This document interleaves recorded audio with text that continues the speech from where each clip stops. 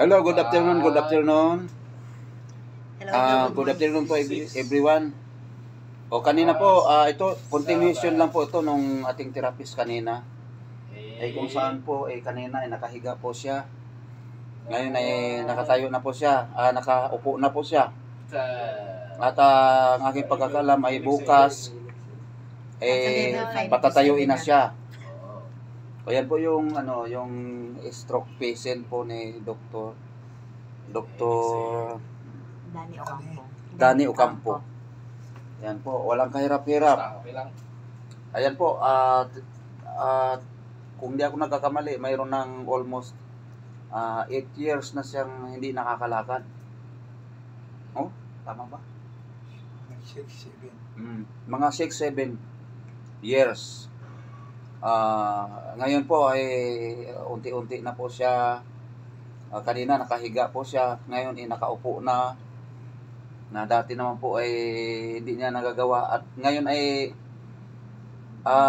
umupo na po siya ng diretso na. So wala na siyang sinasandalan.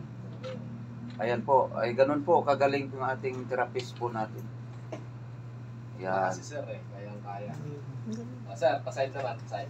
Dito ka. Okay, at ngayon ay yan, mayroon mga activities na ginagawa sa kanya. 2. Yan, so nag-exercise po siya. 3. At yung exercise po niya nakadepende po sa kanyang puso. 5. Yan. 6. So malaki ba improvement? 8. Ano masasabi mo? As of this moment, very good po ang ating physical therapist. It's because not only 1 day, not only 2 days, only 1 day, tinutukan niya si boss. Very big development po. Good job, Doc. Okay. Thank you po. Kayo, yung ating mga prostrated nurse po natin. Prostrated nurse. Hindi pa nakaligo yan. Ako na mag-video direct. Oh. No. Hindi. Magsalita ka. Anong development? Wala po, okay na. Okay na po si Sir Chito. Ano masasabi mo? Kung makalakad, wala mo. Bukas maglalakad na Pasensya na po kayo kasi ito kasi Galing ano po tulog. to ay galing pa po sila sa bundok ng Tralala. So hindi po sila sanay na tumutok sa cellphone. Kasi akala nila pag nakatutok sa cellphone, artista na talaga. Hindi ma-interview. Kasi wala po sa bundok kasi itong mga ganito, interview. Nasa Sierra Madre kami kasi. Ayan. Hindi, naka-live siya. Ano ako ganun? So, mayroon po siyang Ako naman matera. mayroon siyang mga so yung kanang manas po sa paa, Wala na. nawala na po yung manas niya. Ayan, so sa aking pagkakaalam ay Huwebes lalabas na po dito sa ospital. At paglabas niya rito, lalakad na po siya. Ayan. Sir, bawal uminom Oh. Yan, pinagbabawalan na siya na uminom ng ng alak. Kanina tagilid si boss eh.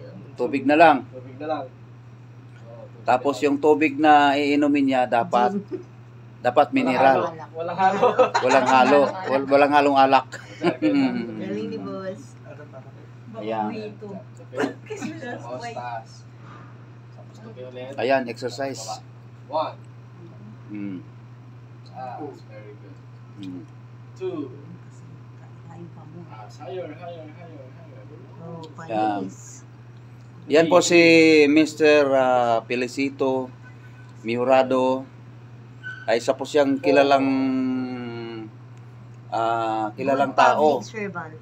Siya po ay isa very good Public servant. servant. Servant. Namali pa ako. Public servant. Kung matatandaan po ninyo si Mr. Felicito Mihurado ay Siya po yung kaisa-isang asset ng ating pamahalaan Yes.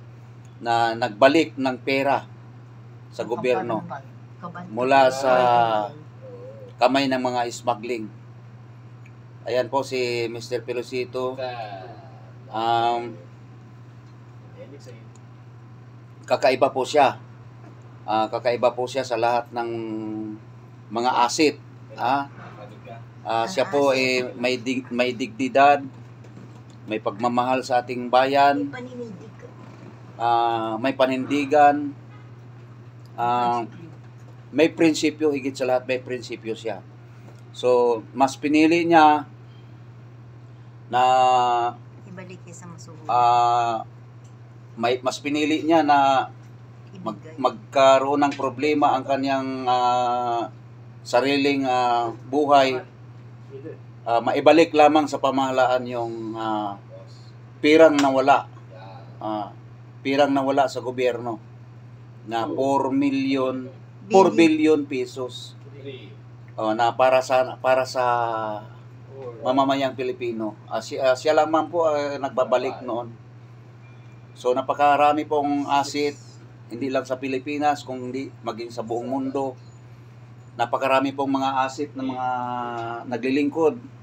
Subalit kakaiba si Felicito Mejorado. At abangan po natin ang kanyang kasaysayan ng buhay niya, ang kasaysayan ng buhay niya ay isa sa pelikula po. Ito po ay gagampanan ni ating batikang action star na si Soren Legaspi. Ayan po. So mabuhay ka, Mr. Felicito Mejorado, sa iyong kagitingan, sa iyong katapatan sa bayan, na ibabalik mo sa pamahalaan ang 4 billion piso sa kamay ng mga smuggling. Sana marami pang mga tao na katulad mo na mayroong panindigan at prinsipyo, pagmamahal sa bayan. Ayan po. So, ikaw nawa ang magiging example o magiging huwaran ng lahat ng mga naglilingkod sa ating pamahalaan, lalo na doon sa mga asset o kung tawagin ay mga mata ng ating gobyerno. Ayan po. Napakarami mo pang tao, napakarami mong mga mahihirap na tinulungan. Dahil yung 4 billion peso ay para sa mga mamamayang Pilipino na hanggang sa ngayon ay naghihirap. At yan ang iyong malaking ambag. So abangan po natin, mga kababayan kong Pilipino, ang kanyang kasaysayan. At next week, malapit na po natin na sisimulan ang shooting ng kanyang ng kasaysayan ng buhay niya. So, sama na natin yung dalawang doktor na yan. Sama na natin sa pelikula yan na isa sa tumulong upang siya po ay muling makalakad. Ayan po si Doc Danny Ocampo. Siya po ang talagang tumulong. Si Will. Will ano? Wilbert Volgado. Dr. Wilbert Volgado. So siya po, si Kuya Will, sana all. Bigyan ng jacket yan. Bigyan mo kami ng jacket. Kasi maginaw. Kaway, Doc Will. Yung mga artista dyan ha. Yan. Yung mga artista ka mo. Yan. Doc Danny, anong masasabi mo sa kanyang kalusugan? Nalakas po si Sir Feliciano. Felicito. Sir Chito. Oo. Kailangan lang talaga i-exercise. Kaya kailangan ng follow-up na exercise sa bahay ito para Okay. Para tuloy-tuloy ang kanyang paglakas. Ayan, yan ang panayam ni Doktor. Kailangan tulungan din ang sarili, Yun.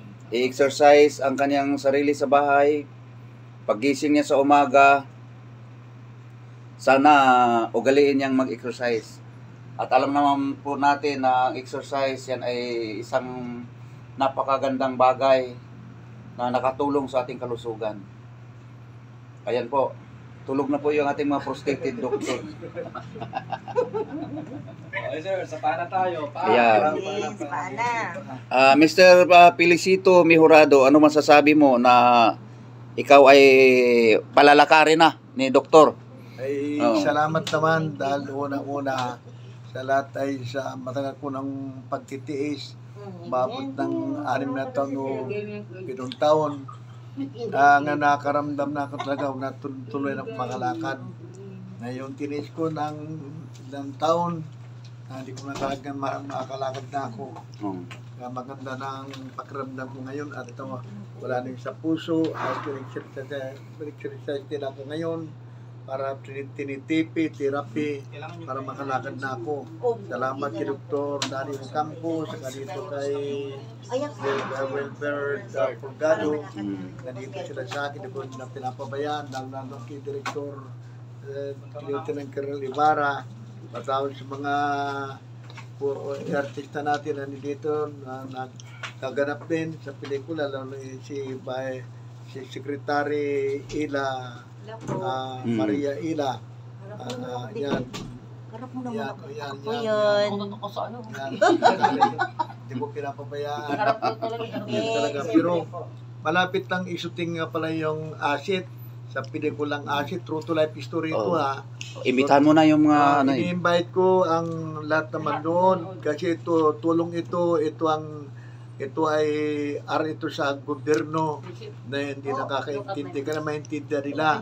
Dahil ako nagpabada akong 4 billion sa pamalan ipinali ko sa pamagitan ng smuggling. Buhay ko ang pinuhunan. Aros na kung nawala kong ngipin, naputok ang ngipin ko na pinasok ang bahay ko ng 8 tao para lamang patigilin ako sa ginagawa kong papabayad sa gobyerno. Pero hindi ko natakot sa kanila. Ang pinang-iisip ko ay ako ay diretso pamalaan. Wala akong kinakatakutan basta gusto magbayad sila.